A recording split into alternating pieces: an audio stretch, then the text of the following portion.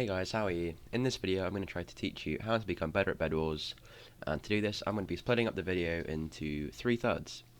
One will be bridging, one will be PvP, and one will be common sense.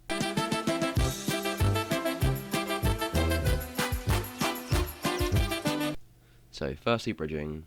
There are so many different bridging methods at your disposal, like slow bridging, speed bridging, and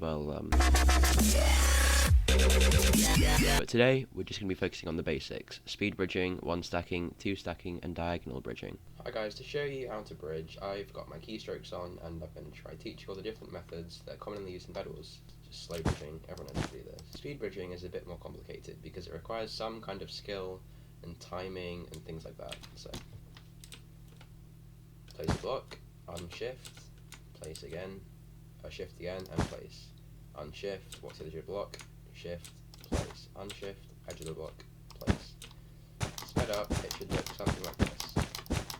Next, we have the 1 stack, and the 1 stack is useful if you want to go up, so if you want to take advantage of your enemies by going up, to go above them, and you want to have that kind of advantage. To do this, you're going to want to place a block, jump up, place a block, jump up, place a block, jump up. It's really straightforward actually. Up, and if you've already mastered your speed bridge, you can integrate speed bridging into the 1 stack, like this.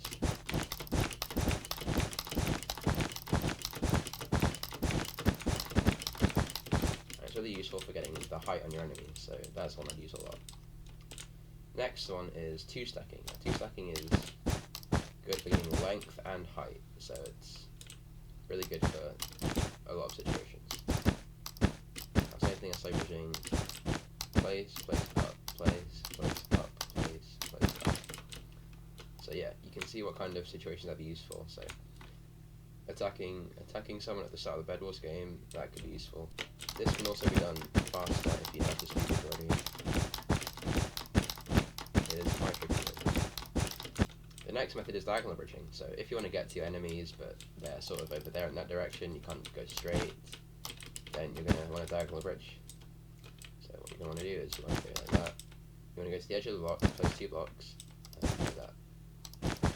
And this type of bridge can also run quicker. So it's block, block, unshift, shift, block, block, unshift, shift, block, block, unshift, shift, block, block, unshift, shift. This can also be done in a stack variant. All sorts of ways, like this, maybe. Or like this. Now moving on to PvP. Once you've found your newfound ability to god bridge from my video alone, you will find yourself at someone else's island. Now, these people are out for your sweaty cheeks, so you're going to have to teach them a lesson. First, one thing you're going to want to do is click. Now there are many different clicking methods to use, but the most common are jitter and butterfly clicking. Now we have clicking out of the way, you're going to want to kill your opponent as fast as possible. To knock them off the map, you are going to want to deal as much knockback as possible. To do this, you can use many methods like W tapping, block hitting to reset your sprint and send your enemies on a one-way flight to Africa. Now we're going to find someone to demonstrate our block hits on. So this guy here, he block hit. See, he went fly. He literally went flying. This one's going to be block hit. See, he went flying. Okay. Let go, let go, let go, let go, let go. If your opponent isn't that insistent on falling in the void, you're going to have to kill them on land. That means you have to hit them more times than they hit you, or you could just crit them. The next factor of victory is game sense, or as I like to call it, use your f***ing head, you f***ing moron. Game sense is the key factor to any victory, because no matter how much of a Tyler Fortnite Ninja Blevins you are, if you're mentally slow, you're not going to be winning as much as you could be. Game sense is just good knowledge of the game, like what to buy or when to do things at what time and so on. For example, to bridge onto different islands in Bedwars, there is a different rule requirement for each one. You'll get to know this as you play, and it'll be second nature for you. Another example would be that the game has just started and you're playing on, for example, Speedway. Speedway is a 12 iron rush, which is 48 blocks, and you usually just buy blocks and go. There's no need for a defense or any stone swords or any of that kind of stuff. Also, there's no point wasting your gold on TNT or gaps or an iron sword if you don't have iron armor, because iron armor is permanent and it's really useful, and it helps you survive. It's just little details that can change the course of the entire game in Bedwars.